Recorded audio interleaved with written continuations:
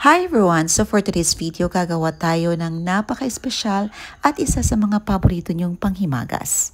Ang langka maha blanca. Tara, samahan niyo ko magluto nito. Sa ating bowl, naglagay tayo ng 1 cup of cornstarch and a pinch of salt. Meron tayo ditong isang pirasong kinudkod na niyog. Extract lang natin ang first piga na gata. Lagyan lang natin ito ng tubig na katamtamang dami lamang. Para makakuha tayo ng 4 1/2 cups of coconut milk. Tag-add tayo ng 2 1/2 cups of coconut milk sa ating cornstarch. 1 cup of evaporated milk, 1/3 cup of brown sugar. Adjust nyo lang ang taste mga mommies. Kung gusto nyo mas maging matamis pa, pwede nyo gawing 1/2 or 3/4 cups of brown sugar. Sa ating pan, inilagay natin ang ating cornstarch at gata mixture. Nag-add tayo ng 1 1/2 cup of shredded langka. Lutuin lang natin ito over medium to low heat. Stirring constantly para hindi masunog ang ating mixture. Kapag naging malapot na, mag-add tayo ng 2 tablespoon of butter. Ang butter po is nagpadadag dinamnam at creaminess ng ating maha blanca.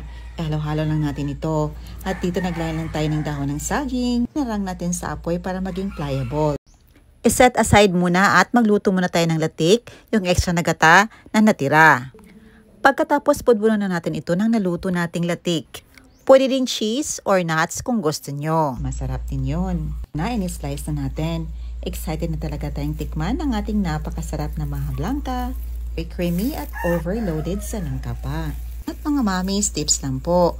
Huwag niyong lutuin ang inyong maha blanca sa high heat para hindi ito masunog at maging hilaw. Na kapag ginunguyan natin ito, hindi sandy at smooth ang texture nito. Ayan ang maha blanca na niluto natin.